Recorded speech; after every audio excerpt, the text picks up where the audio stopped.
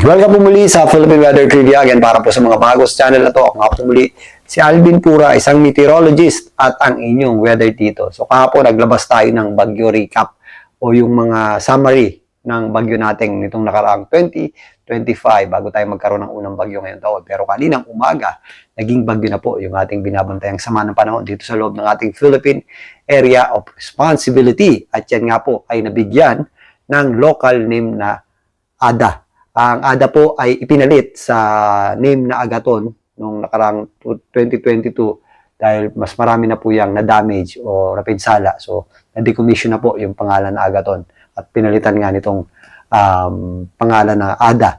Ito nga bagyong ADA, ang ating unang bagyo ngayong taon. Usually, bihira po ang ating bagyo kapag buwan ng January dahil medyo malamig na po yung ating panahon. Pero ayon sa pag-asa, meron tayong hanggang 0 to 1 na posibleng bagyo na mabuo at pumasok sa loob ng ating Philippine Area of Responsibility. So narito na nga po yung ating unang bagyo ngayong January at ang ating unang bagyo ngayong taon. Maliban dyan, nagki-carry over pa rin yung epekto ng ating La Nina.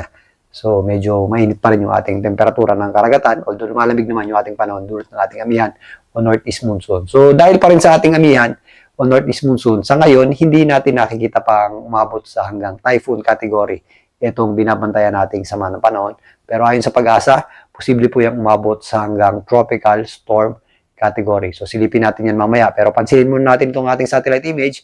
Sa kasalukuyan, itong mga flare-ups ng kaulapan, ito po yung directly o mga kaulapan na directly associated dito sa bagyong ADA. Pero yung kanyang trough ay sumasabit na rin po sa malaking bahagi ng Visayas at Mindanao. Particularly ang eastern section nito, mayroon na tayong mga possible na scattered o kalat-kalat na pagulan dyan at mga posibleng thunderstorms. Yan po ang mga areas ng Caraga, Davao Region, ilang parts ng Northern Mindanao, ang Eastern Visayas, kasama po dyan ang Leyte, maging dito sa area ng Bicol Region. So sa ngayon, ito pa lamang outer rain bands o panglabas na kaulapan itong bagyong ADA ang nakaka-apekto sa ating bansa. Pero habang lumalapit yan at unti-unting lumalakas, yan po ay magkakaroon pa ng mas maraming daladalang pagulan, particularly dito sa eastern section ng Visayas, eastern portion ng Mindanao, kasama na po dyan ang Bicol Region bago pa man bumasok ang weekend. Sa ngayon, ang bagyong Atabo ay nasa tropical depression category na may taglay ng lakas ng hangin na nasa 45 kilometers per hour.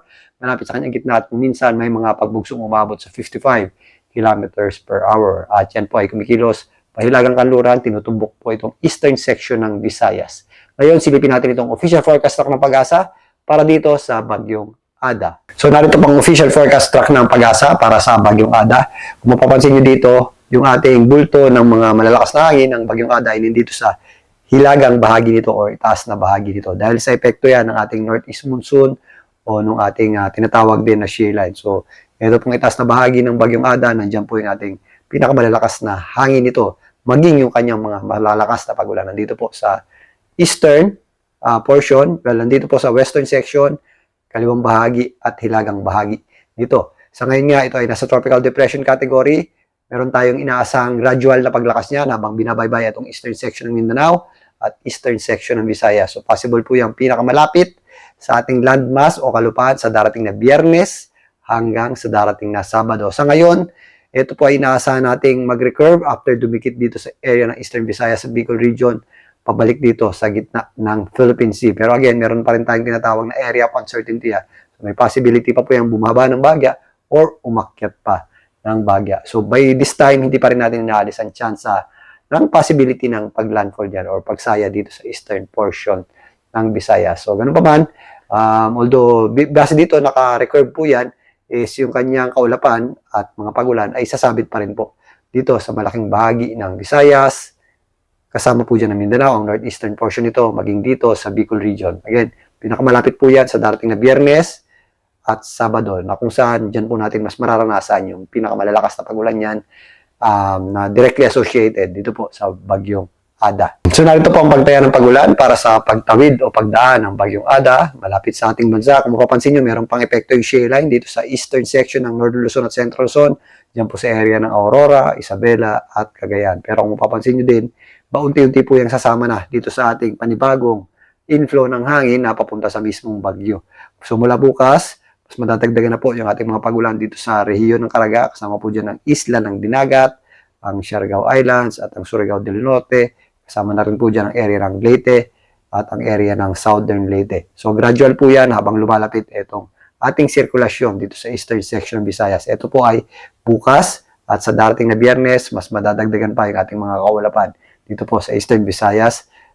Mula Thursday hanggang Friday, extended na po yung ating mga kawalapan dito po sa northern portion ng Samar.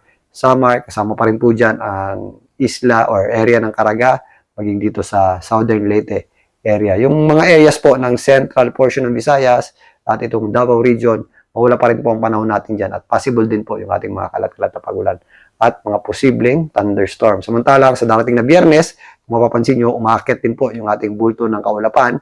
Nakaka-apekto na po yan sa Bicol region at magpapatuloy pa rin yung ating mga pagulan dito sa malaking bahagi ng Eastern Visayas. At sa darating nga na Biyernes hanggang Sabado, mas nadadagdagan na rin po yung ating mga pagulan sa central portion ng Visayas, kasama na po dyan ng Cebu at Bohol.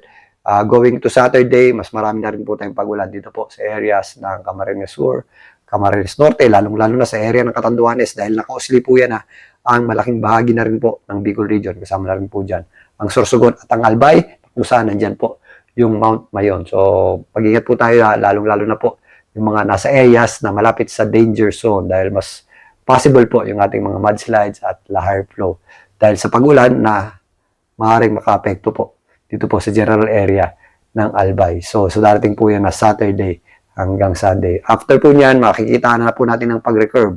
Ito pong bagyong si Ada habang nananatiling nasa tropical storm category. Kapag mas malayo na po yan ng bahagya, mas mababawasan na rin po yung ating mga pagulan dahil pupunta po sa kanya yung bulto ng ating moisture o ating mga pagulan na hinihila po itong bagyong si Ada. At kung papansin nyo nga, ito po yung ating sirkulasyon, nasa itaas na bahagi at kanlurang bahagi nito yung ating bulto ng mga hangin at yung ating bulto rin ng mga kaulapan. So in summary, sa ngayon, hindi pa po natin nakikitang maging isang typhoon o napakalakas na bagyo. Ito pong bagyong si Ada, pero possible pa rin po itong magdala ng malawakang pagulan.